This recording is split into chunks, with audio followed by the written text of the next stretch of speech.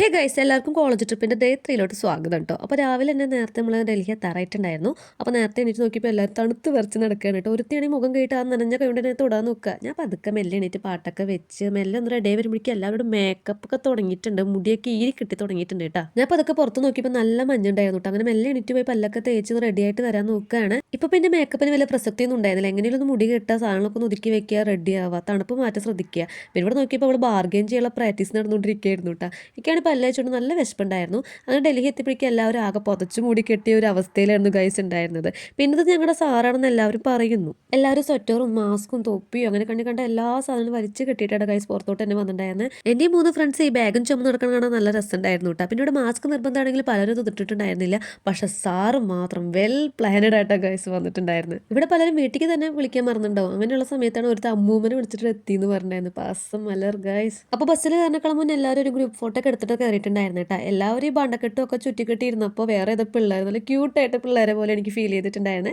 ഞങ്ങൾ നേരെ പോകേണ്ടത് ഹോട്ടലിലോട്ടാട്ടോ. നമ്മൾ സ്റ്റേ ചെയ്യാനല്ല, ജസ്റ്റ് ഫ്രഷ് ആവാൻ വേണ്ടി മാത്രമായിരുന്നു കേട്ടോ. റൂമിൽ ചെന്നപ്പോൾ എനിക്ക് അടിപൊളി ഒരു മിറർ വീഡിയോ കിട്ടിയിട്ട് ഈ ഒരു വീഡിയോ കൊണ്ട് മാത്രം എനിക്ക് ഒരു 800 സബ്സ്ക്രൈബേഴ്സ് നിലവിൽ എനിക്ക് കയറിയിട്ടുണ്ട്. അപ്പോൾ എല്ലാവർക്കും താങ്ക് യു. അപ്പോൾ മിറർ വീഡിയോ വെറുതെ അല്ല എന്നുള്ളവർക്ക് മനസ്സിലായില്ലേ. പിന്നെ കുളിക്ക് കഴിഞ്ഞ് നേരെ ഫുഡ് കഴിക്കാൻ വേണ്ടി പോവാണ് കേട്ടോ. അപ്പോൾ അവിടുത്തെ സ്പെഷ്യൽ പൂരി മസാലയ്ക്ക് തന്നെയാണ് രാവിലത്തെ ഫുഡ് ഉണ്ടായത്. പിന്നെ എല്ലാവരും റെഡി ആയിട്ട് നമ്മുടെ ഓരോ സ്ഥലങ്ങൾ വിസിറ്റ് ചെയ്യാൻ പോവാണ്.